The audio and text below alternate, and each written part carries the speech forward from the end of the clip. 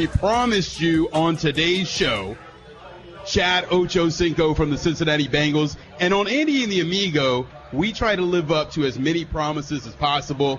Not only did we, but so did he. Chad Ochocinco with us on the guest line. What's going on, man? Man, I'm beautiful, man. I'm out here on beautiful South Beach, getting ready to enjoy a Davis Cafe cuisine real quick, man. How you doing? We're doing all right. You're filming some sort of pilot today, right? Yeah, I just finished the first half of it. Bernard and I grabbed a bite to eat, and then we filmed the second half tonight at 11.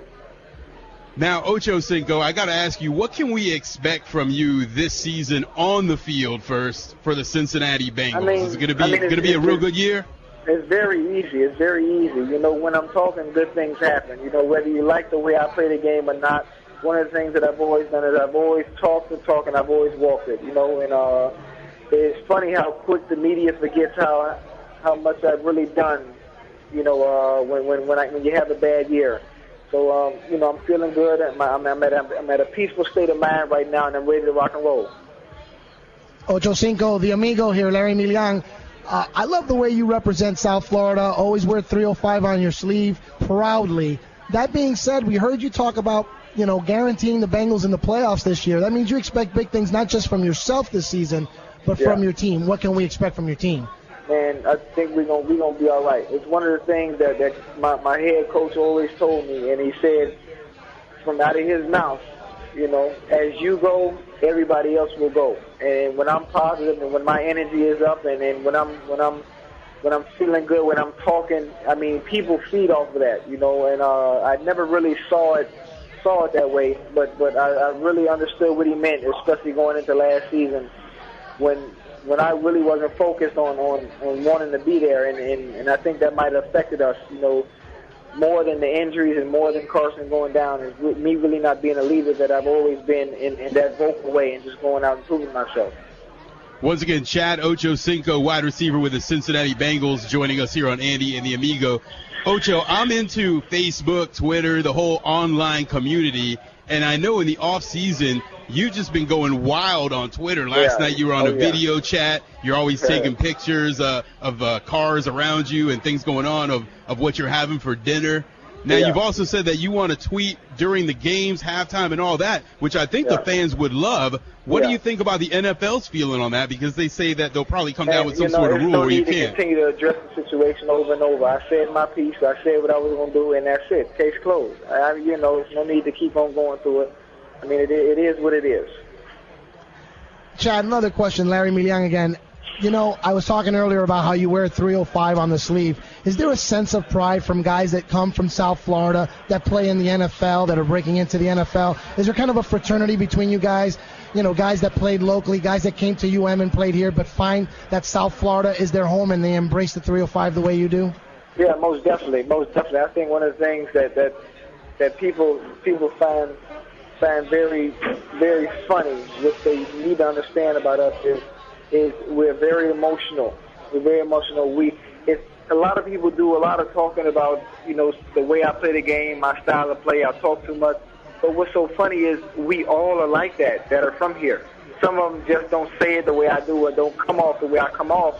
But the way I am on TV is the same way the kids that are 4 and 5 years old are that play in the Pop Warner leagues and the Optimus leagues. I mean, that's the way it is, you know. And it's like a shock to the world at the way we are from here. And I don't understand why they don't just understand it's not just me.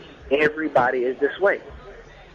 Ocho, one last question for you, because I know you got to run your film of that pilot there on South Beach. No, we good. We got time. Let's go. Keep walking. Keep going. All right, good. I didn't want to take up your time, man. We really appreciate you joining us on the show.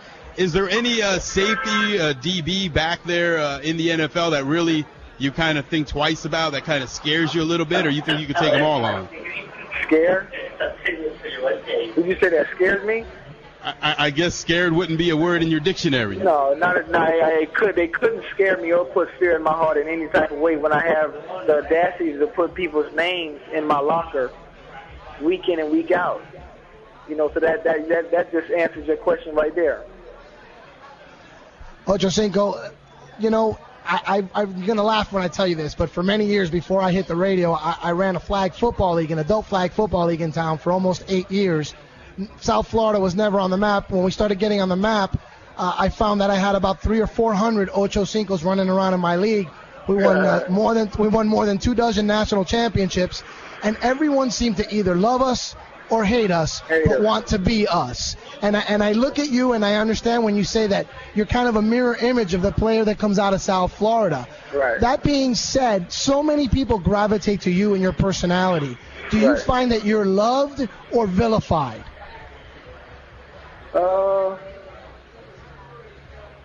Man, that's a good one. So you know Because what? I'll be honest with you, man. I got nothing but mad respect for the way you play the game on the field. And the fact that you talk the talk because you do is because you can walk the walk, and I can appreciate something like that. But there are people out there that find some of the things you do a little abrasive. I think it's all good if you keep on scoring touchdowns and doing your job. I don't know. It's me. You know, it's some people say some people call it arrogant, some people call it cocky. I'm just very, very, extremely confident at what I do because I put in the work to be able to come off the way I come off, and that's it. I mean, I'm having fun. I'm having fun playing a game, which is a very harsh business, and I'm one play away from it ending. And every time I play this game, I play it like it's my last. I'm going out there having fun like I'm a little kid again.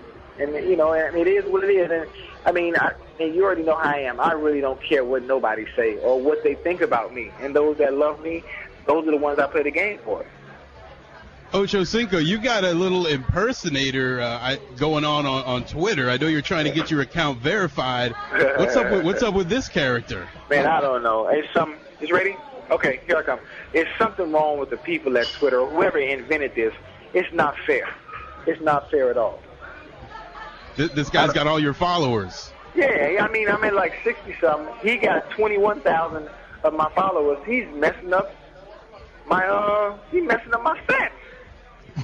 Man, he's got to get off of there because you're the real Chad Ochocinco. Make sure when you get off with us here in a minute that you send a tweet out that you had a good time with Andy and the Amigo, all right? Yeah, no problem, man. No problem. I really appreciate y'all having me, man. Nah, man, we love having you on. Before I go any further, man, before we let you go, I guess I wouldn't be doing my job if I didn't ask you this question. Do you think Michael Vick should get a chance to play again in the NFL? Why not? Of course. You already know what I'm going to say to that. Of course. Of course. We've all made mistakes. You think President Clinton should get a second chance? Absolutely, sir. I agree with you 100%, man. I think that he did his time, and it's time to bring him back to the NFL. And there you go. Everybody deserves a second chance, you know? Well, Chad Ochocinco, thank you so much for taking your time out on your break there from filming that pilot.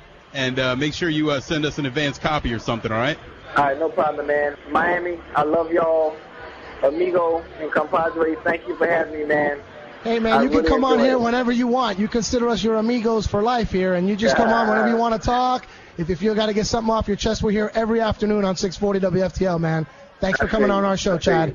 No, thank you. All right, appreciate it. Once again, that was Chad Ochocinco with the Cincinnati Bengals. Always something good to say with Chad. He's an unbelievable Twitter guy, Milian. I know you're not into it. No, I just got into it. You know what? He got into it. He keeps it real, and everything he says is real. He doesn't care what the NFL says. If he wants to tweet during games, he's going to do it. If they suspend him, they're going to suspend him. Ooh, he got a little huffy with you. He keeps it absolutely I already addressed real. That. I ain't talking about that anymore. Yeah, I mean, he keeps it real. He's just going to do what he wants to do. And how about that? I mentioned the word scared, and it's like not even in the dictionary. What did you say? He is not scared of anyone.